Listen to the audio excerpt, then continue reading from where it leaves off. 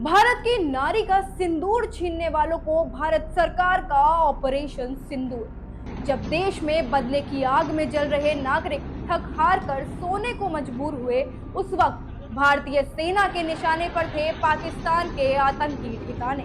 और बिना किसी भनक के पहलगाम समेत बीते दिनों में हुए आतंकी हमलों के जवाब में भारत ने लॉन्च किया ऑपरेशन सिंदूर, जिसने न केवल आतंकवादियों बल्कि पाकिस्तान को मुंह तोड़ जवाब दे डाला है। भारतीय सेना ने पीओके में घुसकर आतंक के ठिकानों को तबाह कर दिया है। चलिए डिटेल में बताते हैं क्या था ऑपरेशन सिंदूर।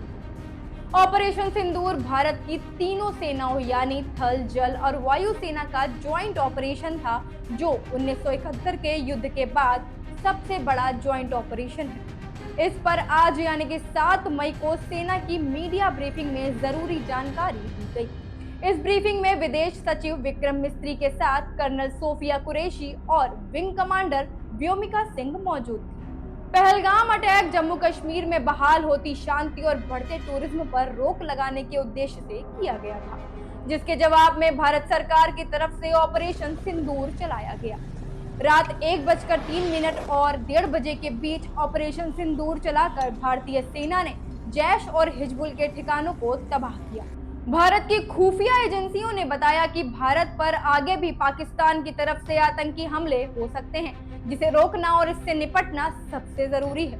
भारत ने इस तरह के सीमा पार हमलों का जवाब देने और उन्हें रोकने और उनका प्रतिरोध करने के अपने अधिकार का प्रयोग किया है। इस ऑपरेशन में पाकिस्तान और पीओके के 9 आतंकवादी शिविरों को टारगेट करके उन्हें पूरी तरह से बर्बाद किया गया। लॉन्च पैड और ट्रेनिंग सेंटर्स टारगेट किए गए थे। इंडियन आर्मी ने आतंकवादी स्थल मरकज सुबहानल्लाह, बहावलपुर, पाकिस्तान जैश ए मोहम्मद के मुख्यालय को निशाना बनाया। इन ठिकानों में पीओजे और पाकिस्तान में बने आतंकी ठिकाने शामिल थे। पाकिस्तान अधिकृत कश्मीर यानी पीओके में सबसे पहला सवाई नाला मुजफ्फराबाद में लश्कर का ट्रेनिंग सेंटर था। सोनमर्ग, गुलमर्ग और पहलगाम हमले के आतंकियों ने यहीं से ट्रेनिंग ली थी। सेना ने इसी ट्रेनिंग सेंटर को तबाह कर दिया है। आगे सेना ने यह भी बताया कि किसी भी सैन्य ठिकाने को निशाना नहीं बनाया गया है और अब तक पाकिस्तान में किसी तरह की नागरिक क्षति की कोई खबर नहीं है।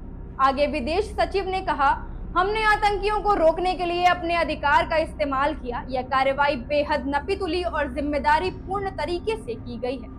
कार्रवाई सिर्फ आतंकवाद के ढांचे को खत्म करने और आतंकवादियों को अक्षम बनाने पर फोकस है।